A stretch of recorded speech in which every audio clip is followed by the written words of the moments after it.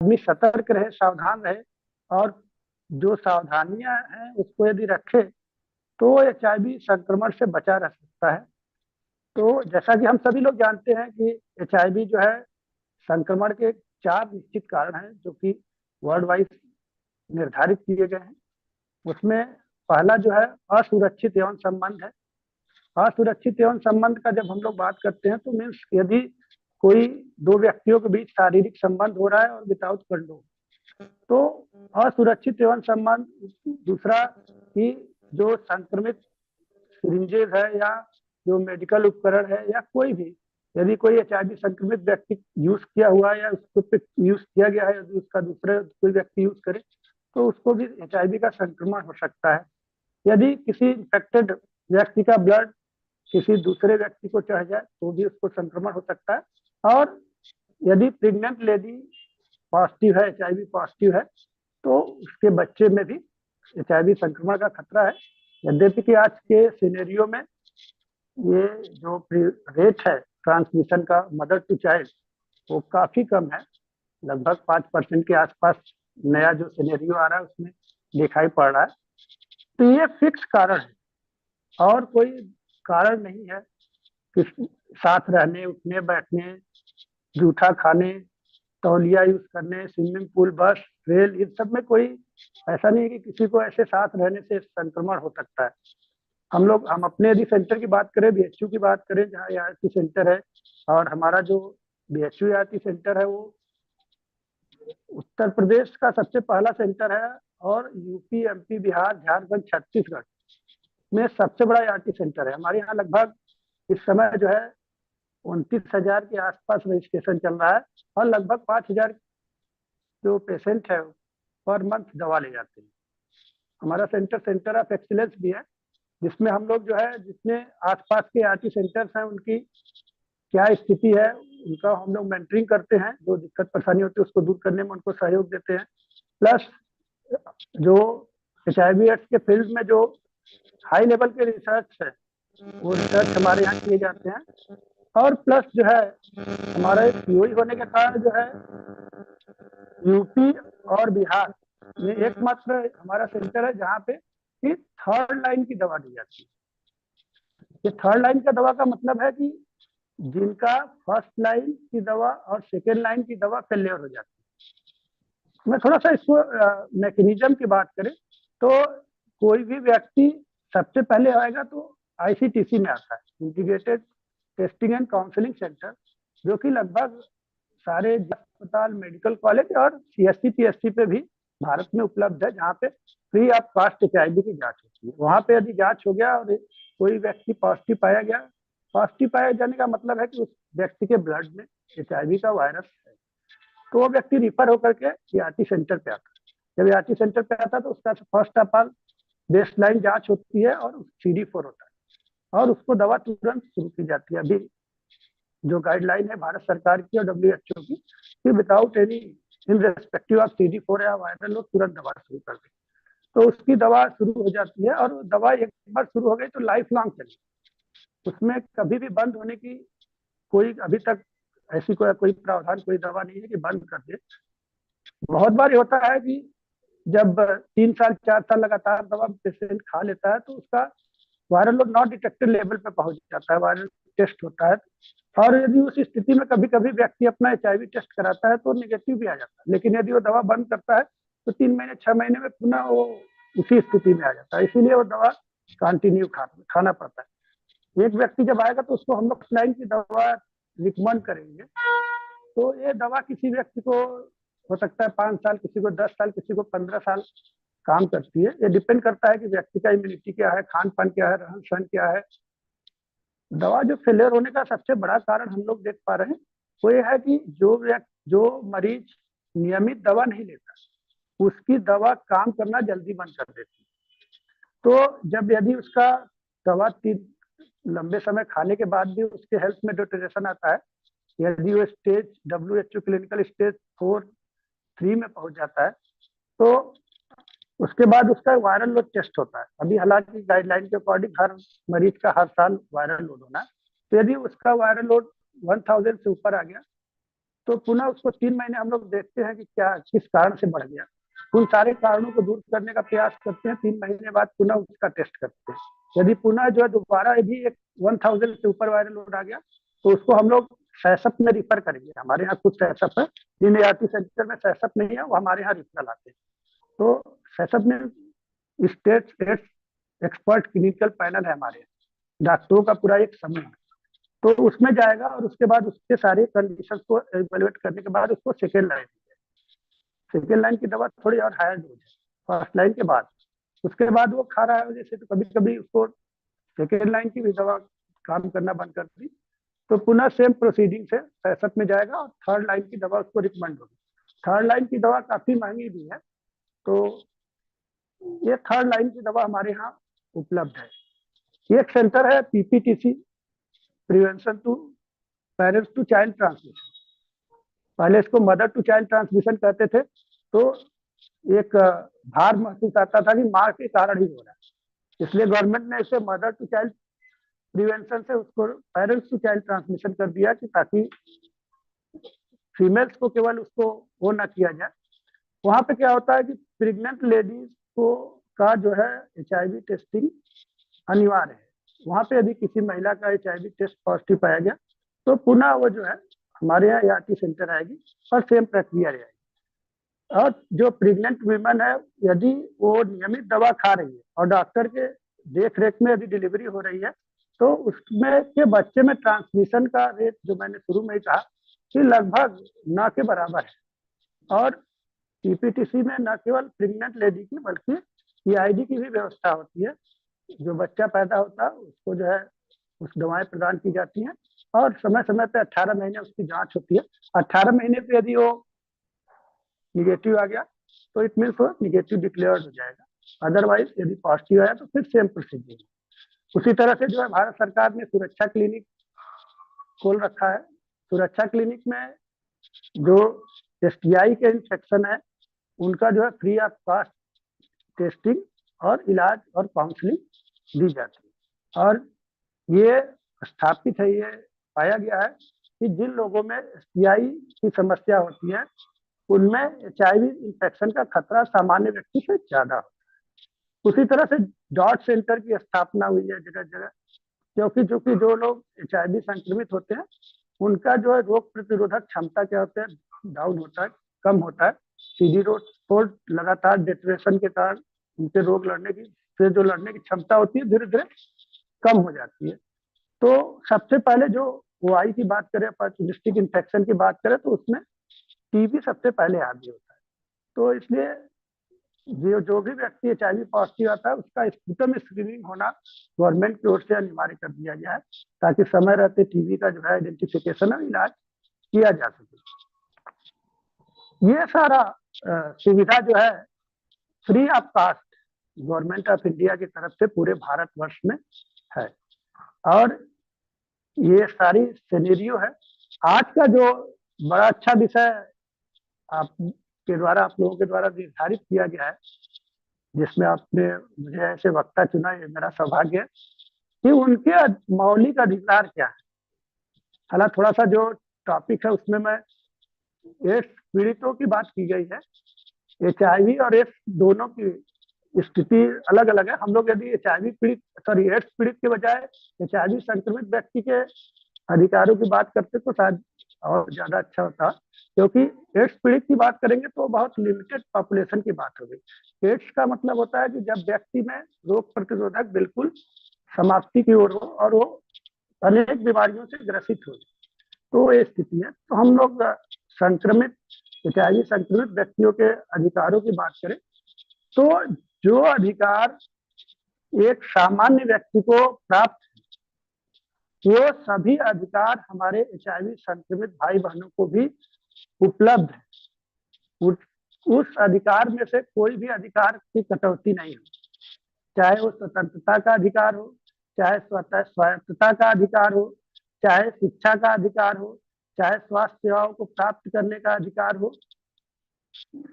ये सारी जितनी भी हमारे अधिकार हैं, संपत्ति का अधिकार हो, शादी का अधिकार हो, बच्चा पैदा करने का अधिकार हो, वो सारे मौलिक अधिकार जो हमें और आप सबको प्राप्त है वही जो है उनको भी प्राप्त है। अभी गवर्नमेंट ऑफ इंडिया ने जो है HIV AIDS prevention and control act 2017 पारित किया, जिसे 10 सितंबर 2018 को राष्ट्रपति प्रणब मुखर्जी के हस्ताक्षर के बाद पूरे भारतवर्ष में लागू कर दिया गया है। तो इसमें सामान्य व्यक्ति और सामान्य पॉपुलेशन की अपेक्षा people living with HIV AIDS के लोगों को थोड़ा और ज्यादा अधिकार है। जैसे यदि किसी भी HIV संक्रमित व्यक्ति के प्रति कोई भी व्यक्ति भेदभाव करेगा तो इस एक्ट के अनुसार उसे 3 माह से लेकर के 2 साल तक की जेल हो सकती है और साथ में 1 लाख रुपए तक का जुर्माना हो सकता है। दूसरा कि जो HIV संक्रमित व्यक्ति के जो मुकदमे हैं यदि कोर्ट में जाएंगे तो ऐसा गाइडलाइन है कि उनके मुकदमे जो है प्रायोरिटी के बेस पे सुने जाएंगे। तो ये सारी है, गोपनीयता का उनका अधिकार है। गोपनीयता का अधिकार मीन्स उनका जो HIV का स्टेटस है बिना उनके इन्फॉर्म कंसेंट के, बिना सूचित सहमति के किसी भी दशा में दूसरे व्यक्ति को डिस्क्लोज नहीं किया जा सकता। इवन हस्बैंड को है, वाइफ को नहीं है, वाइफ को है, हस्बैंड को है, तो हस्बैंड वाइफ को भी बिना उनके कंसेंट के दूसरे को सूचित नहीं किया जा सकता। उनको काउंसलिंग के थ्रू प्रॉपर काउंसलिंग करके उन्हें तैयार किया जाता है कि आप जो है अपने स्पाउस को जो है अपने कंडीशन के बारे में बता के रखें ताकि आपको जो प्रिवेंशन है उसको यूज करने में आसानी हो। और कभी यदि आपको कभी सडन कोई बीमारी हो जाए, कोई ये हो जाए, तो चूंकि आपके स्पाउस को पता होगा या आपके घर के किसी मेंबर को पता होगा तो वो इजिली आपको पता है उनको कि आरटी ले जाने पे सबसे बेहतर सुविधा होगी, तो उसकी वो होती है। तो किसी भी स्थिति में उनके स्टेटस को डिस्क्लोज नहीं किया जा सकता। इवन उनके मृत्यु के बाद भी या तो कोर्ट का ऑर्डर हो तब उनको सूचित किया जा सकता है, कोर्ट को सूचित किया जा सकता है, या जो उनके साथी हैं या उनके पत्नी हैं उनके लिखित सहमति के बाद ही उनके जो है स्थिति को क्या कर सकते हैं, डिस्क्लोज कर सकते हैं। अदरवाइज यदि कोई व्यक्ति ऐसा है जो कि जैसे मान लीजिए आ गया इमरजेंसी में, कोमा में है, कोई उसका साथी भी नहीं है, तो उस स्थिति में एक डॉक्टर और 2 पैरामेडिकल स्टाफ के जो है सहमति के बाद की नहीं इनको करना आवश्यक है, तभी वो स्थिति में कुछ आगे उसको किया जा सकता है, बताया जा सकता है। अदरवाइज जो है किसी भी स्थिति में उसको डिस्क्लोज नहीं किया जा सकता। शिक्षा का भी उनको वही अधिकार है, कोई भी व्यक्ति उनको HIV एड्स के कारण जो है शिक्षा से वंचित नहीं कर सकता। तो ये सारे अधिकार उनको प्राप्त है और मुझे लगता है कि आज की स्थिति में जो मेडिकल फैसिलिटी है उसके कारण सामान्य व्यक्ति और HIV के साथ जी है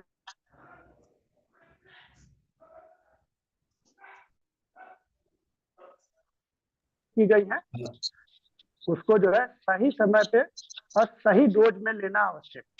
यदि वो सही समय पे सही डोज में लेते रहें तो वो भी एक सामान्य व्यक्ति का जीवन जी सकते हैं, जैसे कि BP, शुगर और तमाम अन्य बीमारियों में लोग एक गोली खा के जो है स्वस्थ है, उसी तरह से आजकल HIV में भी एक गोली खा करके आराम से अपना सारा काम कर सकते हैं, अपना सामान्य जीवन यापन कर सकते हैं। तो मुझे लगता है कि मैं अपनी बात यहीं पे जो है विराम देना चाहूंगा और मैं चाहूंगा कि यदि पार्टिसिपेंट्स में से यदि कोई व्यक्ति कोई क्वेरी हो, कोई मन में जिज्ञासा हो तो मैं उसका उत्तर देने के लिए तत्पर हूँ। तो बहुत बहुत धन्यवाद डॉक्टर साहब। एक मेरे भीतर विचार है कि चूंकि हमारा कॉलेज गांव में है, सेवापुरी में हमारे गांव के विद्यार्थी आती हैं, छात्राएं आती हैं, और एक सामान्य ट्रेंड है पूरे देश में कि गांव, खासतौर से हमारे क्षेत्र में, कि उनके पति बाहर जाकर के नौकरी करते हैं, बम्बई है, सूरत है, मतलब अन्य स्थानों पर करते हैं, और इस वजह से एक संदेह और संकेत या ऐसी संभावना रहती है कि ऐसे संबंध विकसित हों। तो ऐसी स्थिति में एक अधिकार के रूप में, नारी के अधिकार के रूप में, छात्रा के अधिकार के रूप में इसको लेकर के उन्हें किस तरह की सावधानी और किस तरह की जागरूकता रखनी चाहिए, इस संबंध में कुछ बताएं। जी सर, नहीं बिल्कुल, आप सर कह तो रहे हैं कि आपका जो है विद्यालय ग्रामीण परिवेश में है, लेकिन मैं तमाम जो सोशल प्लेटफॉर्म फॉर्म है, मैं उस पर देखता रहता हूँ कि आपके कॉलेज में अ, विद्यार्थियों के लिए तमाम जो है जागरूकता और तमाम एक्टिविटीज हमेशा सतत रूप से होती रहती है। तो इसके लिए सर मैं पूरे प्राचार्य मैडम को और आप सभी लोगों को साधुवाद देता हूँ कि काफी सक्रियता के साथ आप लोग जो है हमारी जो महिला शक्ति है देश की, उसके सर्वांगीण विकास के लिए आप लोग सतत प्रयासरत है।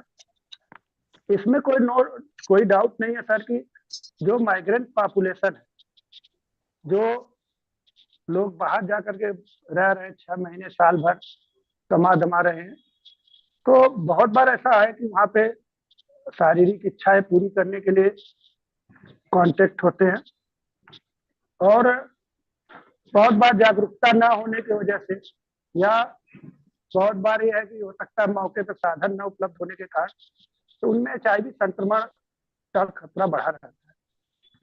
और यदि हम अपने इधर पूर्वांचल की बात करें, तो जो महिलाओं के बीच संक्रमण है, मुझे लगता है कि वो उसमें मोर देन 80% उनके हस्बैंड से उनको ट्रांसमिट हुआ है। पहले क्या था कि जब महिलाएं शिक्षित नहीं थी, तो उनमें जो है इस तरह का जो शारीरिक संबंध के समय जो सुरक्षित तरीके है उसके प्रति जो निगोशिएशन करने का जो पावर था, वो कहीं ना कहीं कम था, जानकारी भी कम थी। लेकिन आजकल जो परिवेश है, जो हमारी पढ़ी लिखी युवा वर्ग है, महिलाओं का शिक्षित है, उसको जानकारी है, पता है कि नहीं ये भी खतरा है, तो निसंदेह वो इस तरह की स्थिति में कंडोम के उपयोग के लिए बातचीत कर सकती हैं, उसमें कोई दो राय नहीं है। और यथासंभव यदि आवश्यक हो, यदि उनको जानकारी है, तो टेस्ट भी करा सकती हैं। हालांकि मैं एक चीज यहाँ बता देना आवश्यक समझता हूँ कि कभी कभी क्या होता है कि एक विंडो पीरियड होता है, जिसमें क्या होता है व्यक्ति के ब्लड में HIV का वायरस तो होता है, लेकिन कभी कभी वो टेस्ट में नहीं आता। इसको विंडो पीरियड कहते हैं। जैसे कोई रिस्क बिहेवियर हुआ और ऐसा देखा गया कि 3 महीने के अंदर यदि टेस्टिंग हुई तो रिपोर्ट तो नेगेटिव आएगा, लेकिन ब्लड में वायरस होता है, तो टेस्टिंग उसका इलाज समाधान नहीं है। समाधान यह है कि एटलीस्ट यदि कहीं रिस्क बिहेवियर हुआ है, तो 3 महीने तक कंडोम का प्रयोग करना अति आवश्यक है। केवल जांच करा, क्योंकि बहुत सारे ऐसे कपल्स हम लोगों के आते हैं सेंटर पे जो कहते हैं कि हम लोग साथ रहते हैं, हम लोग जांच कराना चाहते हैं, लेकिन वो जांच समाधान नहीं है। इसमें भी क्या स्पाउस उनका उनका साथी विंडो पीरियड में हो, टेस्ट तो नेगेटिव आएगा, लेकिन बाद में पता चलेगा 3 महीने बाद दोनों पॉजिटिव आ गए। तो इस परिस्थिति में यदि माइग्रेंट पॉपुलेशन है, पति बाहर रह रहा है, यदि घर वापस आ रहा है, तो सबसे आवश्यक है कि कंडोम का उपयोग कंसिस्टेंट वे में किया जाए और करेक्ट वे में किया जाए। यहाँ एक बहुत बड़ा विषय है कि कंडोम का उपयोग ही जरूरी नहीं है, कंडोम का उपयोग करेक्ट वे में और कंसिस्टेंट वे में होना चाहिए, हर बार होना चाहिए और सही तरीके से। सर बहुत बार क्या होता है, कंडोम का उपयोग सही तरीके से ना होने के कारण भी ट्रांसमिशन हो सकता है। तो बच्चियों को ये संवेदित करने की जरूरत है। ये जो सिनेरियो है HIV एड्स का, उस परिस्थिति में यदि माइग्रेंट स्पाउस है, तो निस्संदेह आप प्रिवेंशन जो मेजर्स हैं उसका अप्लाई करें। बिल्कुल सब बहुत महत्वपूर्ण बात आप ये कही कि जो निरोधक साधन है उनका उपयोग के लिए आप कहें, और ये सावधानी के लिए कहें। सच बात यह है कि क्या है क्या नहीं, आशंकाएं तो हमेशा बनी रहती हैं। और जी बाहर जो लोग जाते हैं उनके साथ ऐसी चीजें प्रायः होती रहती हैं। तो इसके संबंध में संभवतः जो झिझक है, वो झिझक तोड़ने की जरूरत है। जी डॉक्टर जरूर। साहब ये बताएं कि आप, मतलब इसी संबंध में मेरे जहन में बात आई कि शादी विवाह होते हैं तो शादी विवाह में बड़े सारी चीजें मिलान की जाती हैं। तो क्या हेल्थ स्टेटस के संबंध में, और खासतौर से ऐसे भी किए जाने चाहिए कि भाई आप डिमांड करें कि नहीं भाई, जिससे शादी हो रही है उसके इस परीक्षण को भी कराया जाए। क्या कहेंगे इस संबंध में? एक्चुअली सर क्या है कि केवल HIV एड्स ही क्यों, सारे हेपेटाइटिस बी सी और भी तमाम STI RTI भी तमाम ऐसे हम्म। बीमारियां हैं जो कि ट्रांसमिट हो सकती हैं। तो स्क्रीनिंग टेस्ट हो जाए तो अच्छा है, इसमें कोई दो राय नहीं है। लेकिन एक स्थिति ये भी है सर कि यदि मान लीजिए अभी शादी विवाह तय हो गया, स्क्रीनिंग टेस्ट हो गया, उसमें सब सही आ गया, लेकिन उसके बाद भी तो रिस्क बिहेवियर हो सकता है। हम्म। इसीलिए गवर्नमेंट इसको जो अनिवार्य नहीं कर रही है, उसके पीछे तर्क है कि यदि मान लीजिए कि अभी हम लोगों ने 3 अभी कर लिया, स्क्रीनिंग कर लिया आज, उसके बाद जो है स्क्रीनिंग में नहीं आया, फिर पता चले रिस्क बिहेवियर में गए, तो फिर तो गेन हो गया, फिर वो स्क्रीनिंग टेस्ट से कोई बहुत मतलब नहीं रह जाता है। इसीलिए सही बात। इसीलिए गवर्नमेंट उसको नहीं कर रही है। या कभी कभी विंडो पीरियड में भी नहीं आया है, भी तो नहीं आया। तो इसलिए बेहतर ये होता है कि हम सभी जागरूक हों, ज्यादा अच्छा है। अपेक्षाकृत की कुछ कंडीशनल स्थिति उत्पन्न हो तभी हम जागरूक हों, ऐसा नहीं है।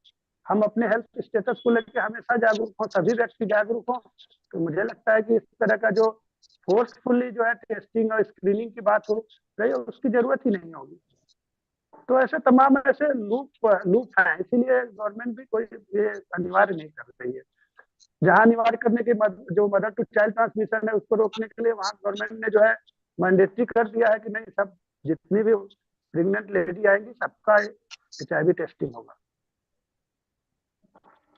जी।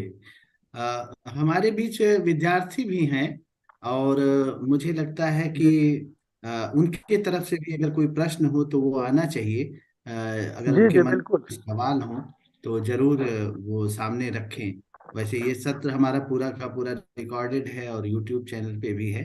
तो ये तो स्थायी रूप से हमारे लिए एक सौभाग्य की बात है कि डॉक्टर साहब का पूरा व्याख्यान हमारे पास रहेगा, कभी भी देखा जा सकता है। लेकिन विद्यार्थी के कोई प्रश्न हो, अंजलि है, नगमा है, तो वो अपनी बात को रखें। और खुले मंच पे बातों को रखने से समाधान होते हैं। आप अपने आप को अनम्यूट करें और अपनी बात, अपने पक्ष को या लड़कियों के पक्ष की बात को रखें। नगमा कुछ कहना चाहती हैं? जी नगमा।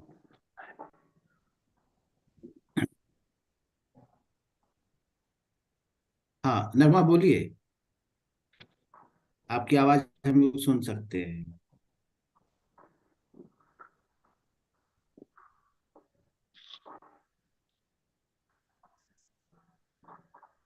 कुछ कहना चाहती? कोई सवाल है? जी बोले।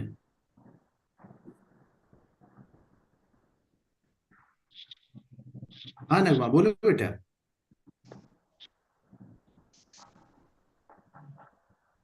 जो प्रश्न हो जरूर बोलो।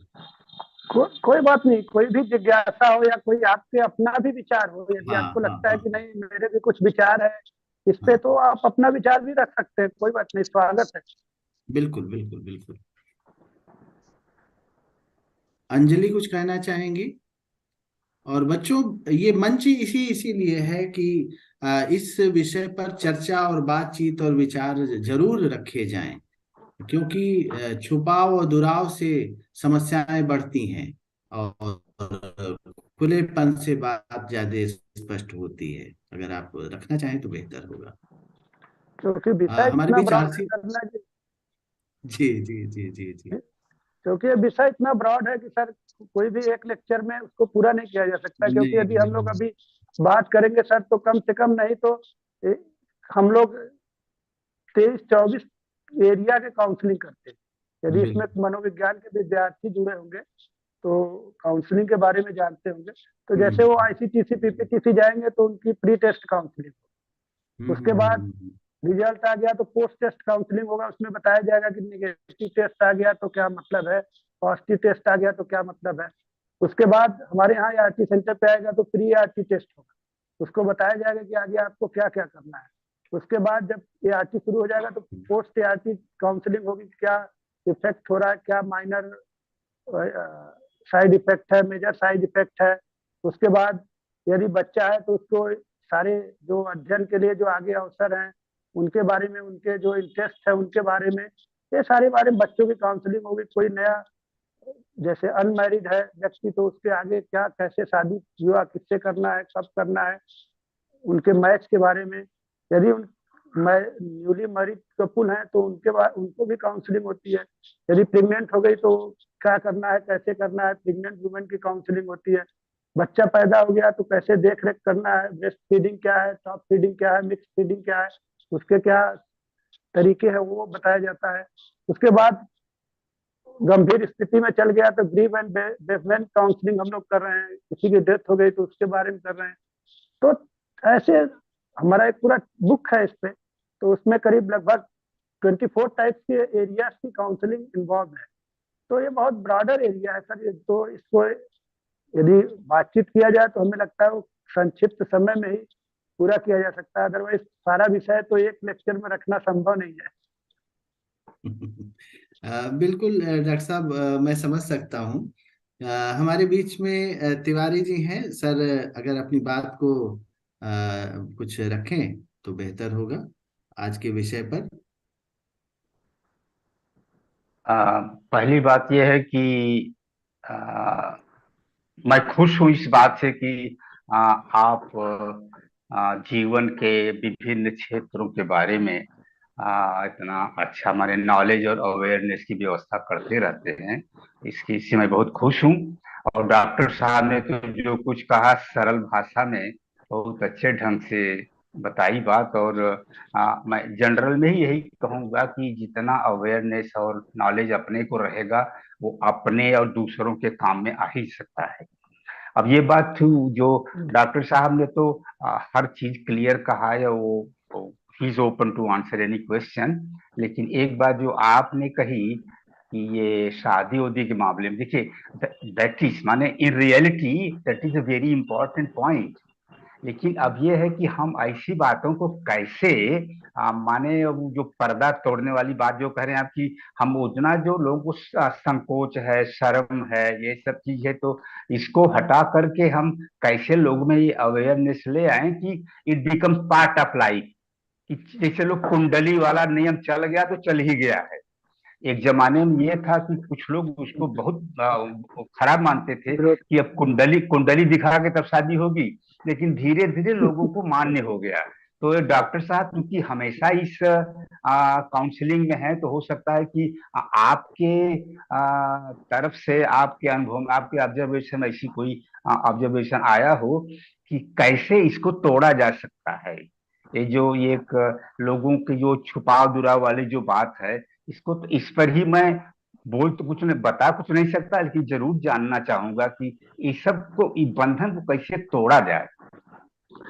देखिए सर क्या है कि आप जैसे अभी पूर्ववत भी हम लोगों ने चर्चा कर चुका है कि ये चीजें हम लोग तोड़ सकते हैं बशर्ते जो हमारी अभी युवा पीढ़ी आने वाली है। अब हाँ। जो जिनका जमाना गुजर गया अब तो बहुत कुछ नहीं करने की स्थिति में है, लेकिन जो अभी हाँ। हमारी युवा पीढ़ी आने वाली है, यदि उनमें हाँ। जागरूकता आ जाए और वो स्वयं फ्रिक्वेंटली इस बात को जानने लगे अपनी स्थिति, तो खुद ही यदि फ्रिक्वेंटली बातचीत, टेस्टिंग, काउंसलिंग होने लगे तो ये अपने आप प्रचलन में आ जाएगा। एकमात्र यही हम्म। तरीका है जो कि सोशल अवेयरनेस है, उसी के द्वारा इसको तोड़ा जा सकता है। अदरवाइज तमाम ऐसे मौलिक अधिकार है, ऐसे लीगल इश्यूज है जिसके कारण गवर्नमेंट इसको कंपलसरी करने की स्थिति में नहीं है।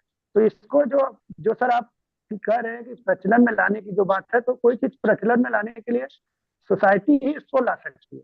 और सोसाइटी में हाँ। जो हमारे युवा युवा पीढ़ी है वो इसके प्रति जागरूक है, जो इसके प्रति जो जो स्टिग्मा जुड़ा हुआ है, नैतिकता से जुड़ा हुआ है, हाँ इसलिए वही लोग हैं जिन जो नैतिक रूप से थोड़ा आज भी वो है। तो ये जो हाँ। स्टिग्मा लगा हुआ है, वो यदि हट जाए, जैसे सारे हम्म। जो है, ऐसा नहीं कि केवल सेक्सुअल रूप से ही ट्रांसमिशन है।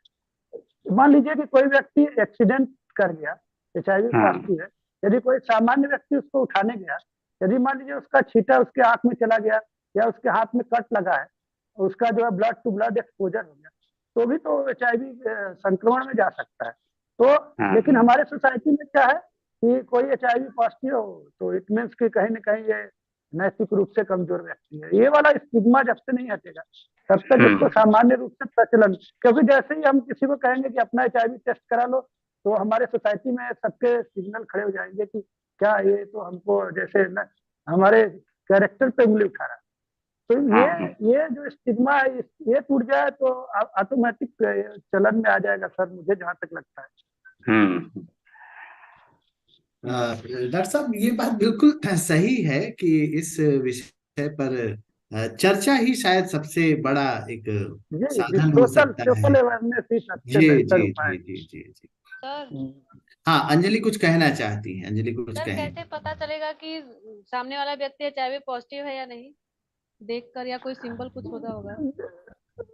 अंजलि जी, देखिए क्या है, HIV संक्रमण के बाद कुछ सिम्टम्स व्यक्ति में आते हैं, जैसे कि उसका वजन बहुत तेजी से कम होगा, उसको खांसी होगी, उसको डायरिया होगा, उसको माउथ अल्सर होगा, उसको टीबी हो सकता है।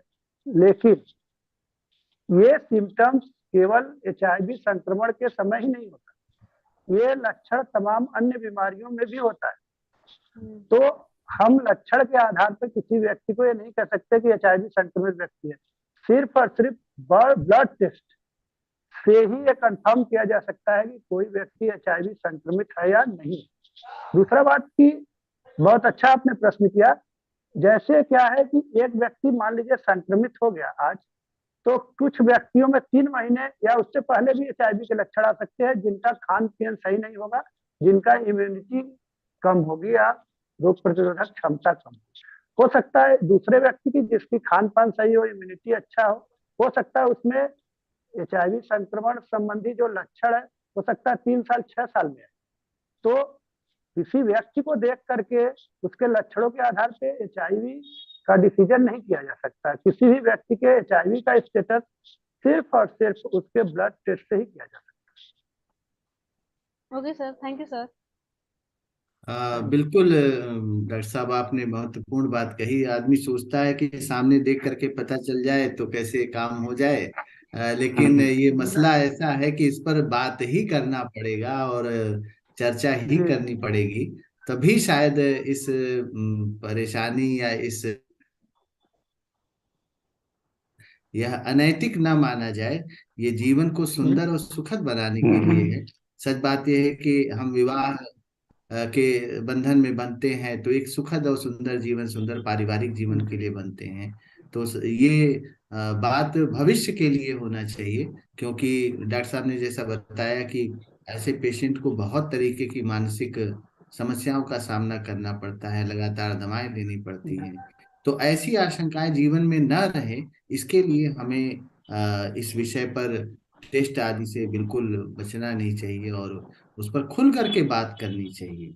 तो वही शायद सबसे बेहतर उपाय हो सकता है। मैं तो मैं तो सर हम जहाँ भी जाता हूँ, जी एक्चुअली डॉक्टर। सर मैं अभी जो है Uttar Pradesh police, PSC, CRPF, NDRF, railway protection force और जेल, और मैं स्ट्रेस मैनेजमेंट का प्रोग्राम करता रहता हूँ। तो उसमें भी मैं 10 मिनट इस विषय को रखता ही रखता हूँ। और अभी मैं तमाम विद्यालयों में जो है exam stress management and study skills पे भी वर्कशॉप में कंटिन्यूस करता रहता हूँ साल भर। तो जब भी मैं करता हूँ, चाहे किसी भी विषय पे मेरा वर्कशॉप हो, उसमें 10-5 मिनट में हेल्थ इश्यूज को जोड़ते हुए इस विषय को रखता ही रखता हूँ। क्योंकि अवेयरनेस सबसे बड़ा हथियार है इसको परास्त करने के लिए। बिना अवेयरनेस को इसको रोका नहीं जा सकता। जी, हमारे साथ SN वर्मा जी हैं डॉक्टर साहब। कोई अपना वर्जन रखना चाहे या कोई सवाल हो, जिज्ञासा हो तो आप रखें, बेहतर होगा। यदि स्थिति बने तो आपकी बात महत्वपूर्ण होगी।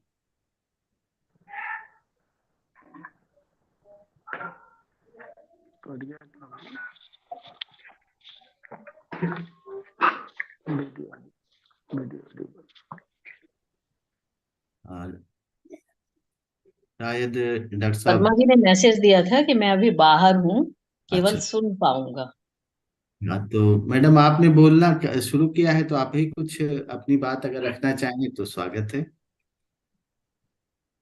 डॉक्टर साहब को बहुत बहुत नमस्कार और बहुत बहुत धन्यवाद कि एक बहुत सरल सहज तरीके से यहाँ पर उन्होंने इस महत्वपूर्ण विषय पर जो अपनी बात रखी है।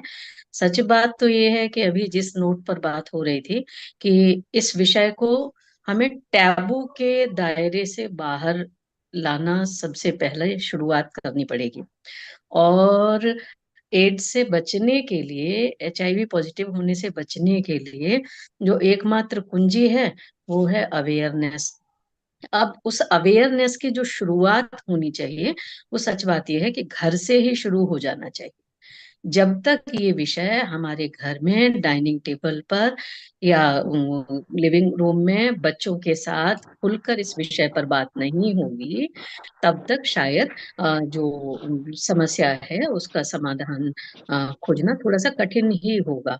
क्योंकि सेक्स एजुकेशन जैसी बातें अभी भी बहुत दूर हैं। जो सो कॉल्ड बड़े स्कूल्स हैं, पब्लिक स्कूल्स हैं, वहां पर तो तभी भी उसमें कुछ एजुकेशन के दायरे में रख के कुछ सीधे सीधे और कुछ दबी छुपी बातें कर ली जाती हैं। लेकिन जो गांव देहात के स्कूल कॉलेजेस हैं, जहां पर अभी भी विज्ञान विषयों के कुछ चैप्टर्स को बस दौड़ते भागते हुए कवर किया जाता है, रिप्रोडक्टिव सिस्टम जैसी भी चीजें अगर पढ़ाई जाने लगती हैं तो वहां पर एक अलग ही नजरिया अभी भी दिखाई देता है। तो ऐसे में सबसे बड़ी जो जरूरत है वो इस बात की कि पहले तो अभिभावकों के माध्यम से, फिर शिक्षकों के माध्यम से ये चेतना जागरण निरंतरता के साथ होती रहनी चाहिए। जिससे कि जो एक बात अभी आ रही थी, जैसे मैंने अपने महाविद्यालय में कभी कार्यक्रम में बच्चों को ये कहा था कि भाई, तुम्हारा ये अधिकार है कि शादी ब्याह में कुंडली मिले न मिले, लेकिन तुम ये मांग करो कि 3 महीने के अंतराल का जो एक जांच का जो प्रमाण पत्र है वो कम से कम तुम्हारे अभिभावक विशेष रूप से उन लड़कों से, उन बच्चों से जो लंबे समय से बाहर रहकर नौकरी कर रहे हैं, उनसे अगर ले लें तो ये बात करना तुम्हारा अधिकार है। हालांकि यहाँ पर भी इससे ज्यादा जरूरी बात वो ही हो जाती है कि जब वो बच्चे क्योंकि अब कैजुअलिटी में या एक्सीडेंटली जो कुछ भी होता है कि वो ब्लड ट्रांसफ्यूजन के कारण हो या इंजेक्शन के कारण हो, उस तरह की चीजों को अगर छोड़ दिया जाए तो जो एक बड़ा कारण हमें नजर आता है वो असुरक्षित यौन संबंधों का ही नजर आता है।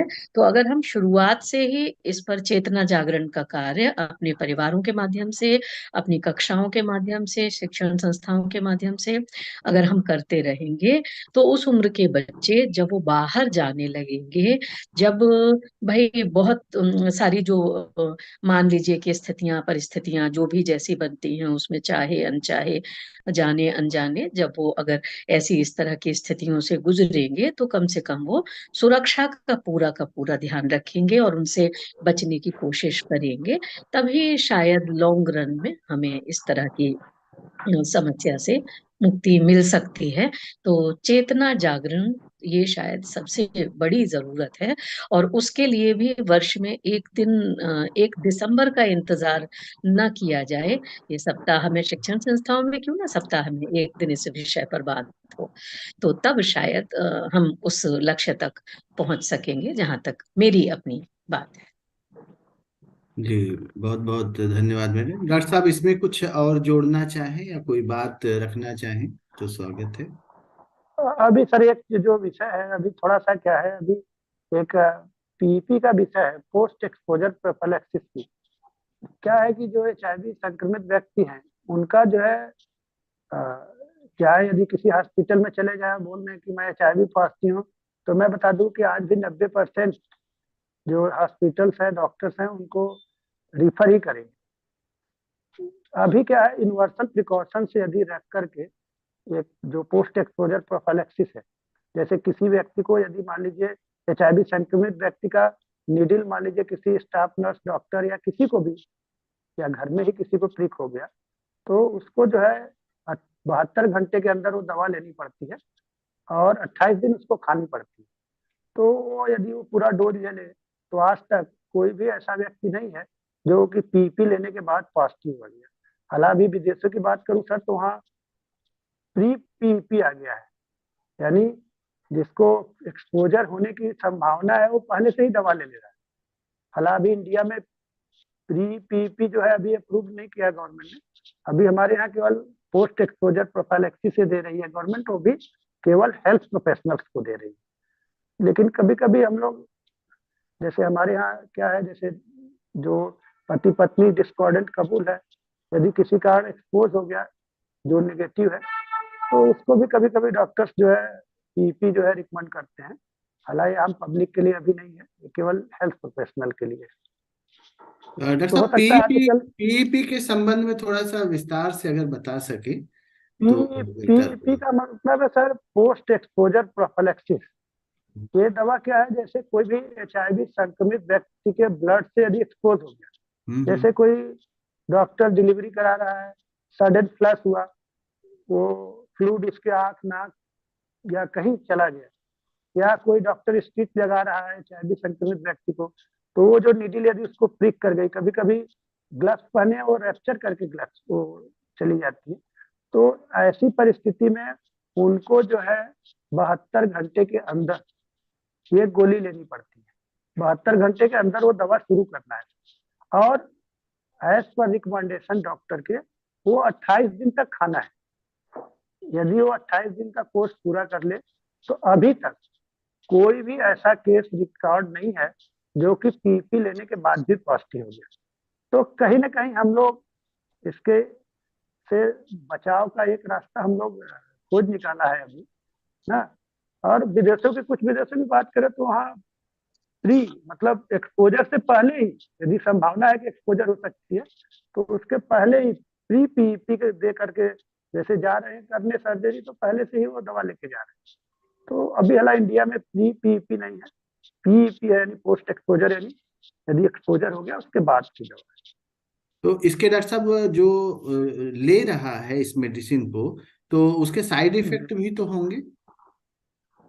सर कुछ साइड पॉसिबिलिटी इफेक्ट नहीं है तो फिर है। भी? नहीं नहीं नहीं नहीं, पहले जो अभी कुछ दवाई थी, 2 साल पहले तक की जो दवाई थी उसमें नो डाउट साइड इफेक्ट थी, लेकिन अभी हम लोगों के पास जो TLD दवा आ गई है, टेनोफाविर, लमोडिन, डोलोट्राबिन करके 3 दवाओं का एक कॉम्बिनेशन आया है, TLD जिसको हम लोग कहते हैं, वो दे रहे हैं। उसमें साइड इफेक्ट लगभग ना के बराबर है, रेयर ही है। लगभग 2-3 सालों से हम लोग दे रहे हैं, लेकिन अभी तक कोई ऐसा मेजर साइड इफेक्ट नहीं दिखा। यानी तो एक अभी साइड संभावना इफेक्ट बन रही है कि शायद इससे बचाव के रास्ते निकल सकते हैं। अभी तो ये हाँ, लेकिन अभी हमारे पास जो है वो 72 घंटे के अंदर लेना है उसको, एक 72 कंडीशन है। घंटे, हाँ, ये भी एक। यदि एक्सपोजर हो, हम्म। कंडीशन है, यदि लेकिन 72 घंटे बीत गया तो फिर लेकिन ये भी सिर्फ अभी मेडिकल प्रोफेशनल्स के लिए ही है, या जी, अभी कॉमन?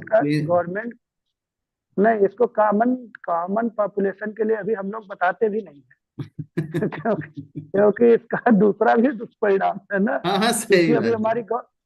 क्योंकि अभी हमारी गवर्नमेंट इसको रिकमेंड नहीं की है, इसलिए हम लोग इसको खुल करके अभी मंच से नहीं बताते। हम लोग ये PEP की बात केवल जो हेल्थ प्रोफेशनल्स को जब हम लोग सेंसिटाइज करने जाते हैं तभी इस बात को रखते हैं, लेकिन चूंकि यहाँ हमारे सभी प्रबुद्ध जन हैं, इसलिए मैंने इस बात को यहाँ रखना उचित समझा।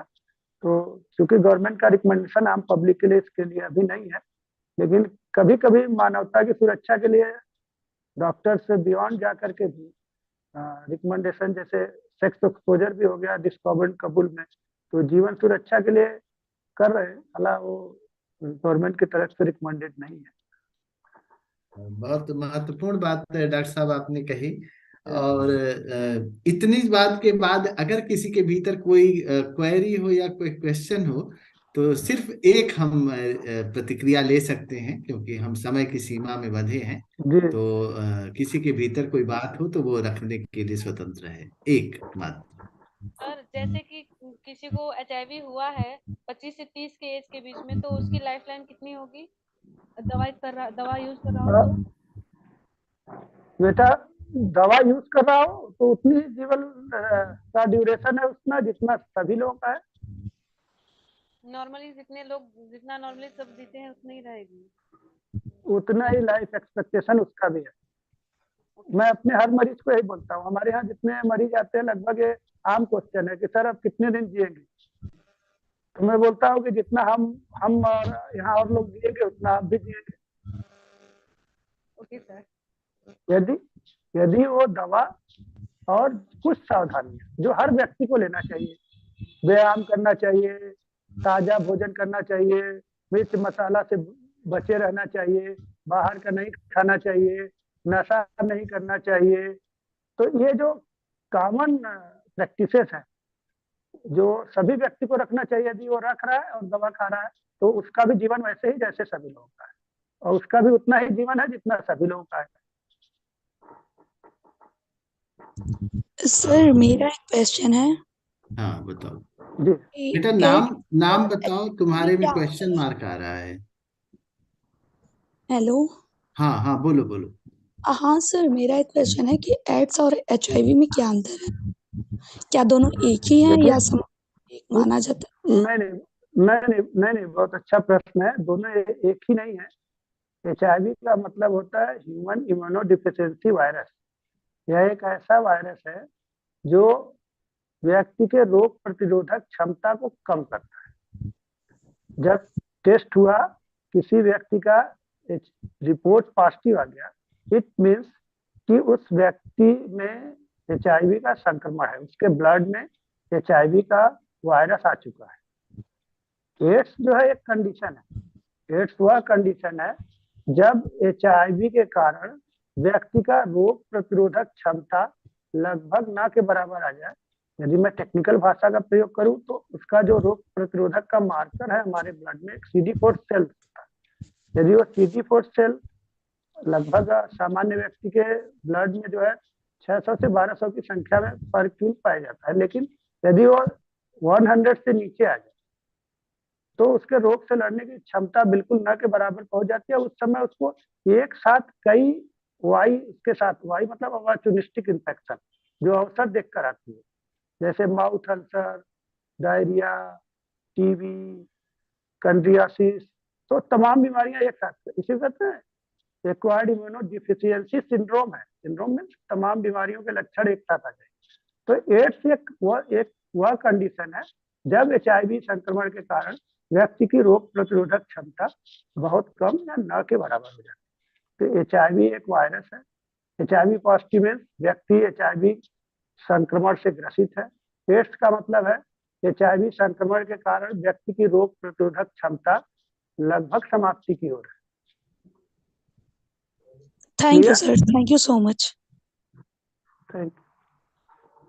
तो बहुत बहुत धन्यवाद डॉक्टर साहब। शायद किसी बड़े लेक्चर को सुनने की तुलना में हमारा ये कन्वर्सेशन का सेक्शन रहा वो बहुत महत्वपूर्ण रहा, और बड़े सारे डायमेंशंस आपने क्लियर किए।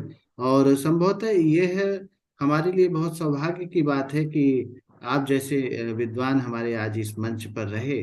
और अरे नहीं, अब आप लोग हम भी आज सर और जितना बन डॉक्टर पाता है साहब आप सेशंस लेते हैं तो किसी दिन हम आपको कॉलेज में बुलाना चाहेंगे और बच्चों से 1 to 1 जो है सीधे आपकी मुलाकात कराना चाहेंगे, तो वो और अच्छी मैं बात होगी। मैं चाहूंगा सर कि एक जो है जो अभी बच्चों में एक बहुत बर्निंग विषय है एग्जाम स्ट्रेस, हालांकि आपका तो ग्रेजुएशन वाला विषय है, फिर भी एक stress management and study skills का एक वर्कशॉप से रखा जाए। मुझे लगता है कि छात्रों के लिए काफी उपयोगी होगा, जैसा मेरा पिछला अनुभव है।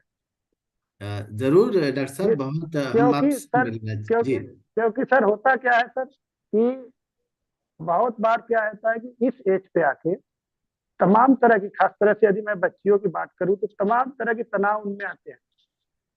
शादी होगा, नौकरी मिलेगी नहीं मिलेगी, कब मिलेगी, शादी होगी तो कैसा होगा, तमाम तरह का स्ट्रेस है। स्ट्रेस जो है क्या होता है, फॉरगेटिंग का सबसे बड़ा कारण है। बुद्धिमान व्यक्ति है, सीख रहा है, मेमोरी भी अच्छी थी पहले, लेकिन अब क्या हो गया, फॉरगेटिंग का रेट सडन बढ़ गया, तो स्ट्रेस के कारण। तो कभी सर यदि मौका लगेगा तो हम लोग stress management and study skills पे जो है चर्चा किया जाएगा। जी जरूर जरूर। रवि, जी रवि, मैडम। हाँ जो मैडम। अभी युवा शिविर वहां नागेपुर में शुरू हुआ है, वहां हाँ डॉक्टर साहब का एक सेशन करवा दिया जाए बच्चों के बीच में। हाँ, मैं बात करता हूँ डॉक्टर साहब से, उनका समय लेता हूँ। डॉक्टर साहब 1 से 5 तारीख तक नागेपुर में एक यूथ कैंप चल रहा है, तो हम आपसे बात कर लेंगे तो बहुत उत्तम रहेगा। तो समय हमारा समाप्त हो रहा है डॉक्टर साहब, और जी इसमें मैं आपका विशेष धन्यवाद दूंगा, विशेष आभार आपका, कि आपने इतने महत्वपूर्ण विषय पर और इतनी सहजता और सरलता के साथ और इतनी स्पष्टता के साथ, इतनी क्लैरिटी के साथ हमारे सामने बात रखी। कि सच बात यह है कि बहुत सारे अपने भी दिमाग के जो कहने अंधेरे कोने हैं उसमें प्रकाश आपने डाला। तो आज आप हमारे एनलाइटनमेंट के दिशा में एक कदम बढ़ाने में अरे जो है आपने भूमिका निभाई। तो विद्यार्थियों के लिए भी मैं समझता हूँ बहुत उपयोगी आज का सत्र रहेगा। और यह चूंकि हमारे पास रिकॉर्डेड है, हम इसको शेयर कर लेंगे और आपके साथ भी शेयर कर लेंगे। तो डॉक्टर साहब बहुत बहुत हृदय से आभार, बहुत बहुत धन्यवाद। और आपके अरे बहुत साथ बहुत धन्यवाद सर आप लोगों का, कि आप लोगों ने बहुत बर्निंग टॉपिक रखा, वो भी HIV एड्स जी जो जी जी। वर्ष डे है उस पे रखा। और और रही बात सर, कोई धन्यवाद का विषय नहीं है, क्योंकि ये हम लोगों का मानना है कि हम लोग इसी सोसाइटी से पाए हैं, आप ही जैसे गुरुजनों ने दिया है, तो हम लोगों के भी दायित्व बनता है कि वापस दें।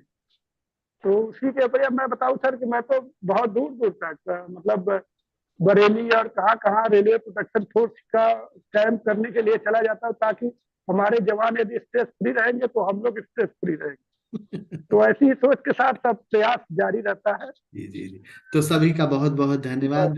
जितने प्रतिभागी हैं, हमारे बच्चे, अंजलि हैं, और जो अन्य एक विद्यार्थी ने अपनी बात को रखा, बच्चों यही सब चीजें होती हैं, बंद कर सवाल दो होते वीडियो। हैं जो महत्वपूर्ण होते हैं। तो आप सभी का बहुत बहुत हृदय से आभार। और हम इस वीडियो को आपके साथ शेयर कर लेंगे। तो सभी का धन्यवाद, सभी का आभार। आज का सत्र समाप्त होता है। कल पुनः हम 7:30 बजे नए विषय और नए वक्ता के साथ आपके बीच में होंगे। तब तक सभी को नमस्कार, सभी को धन्यवाद। धन्यवाद। जी।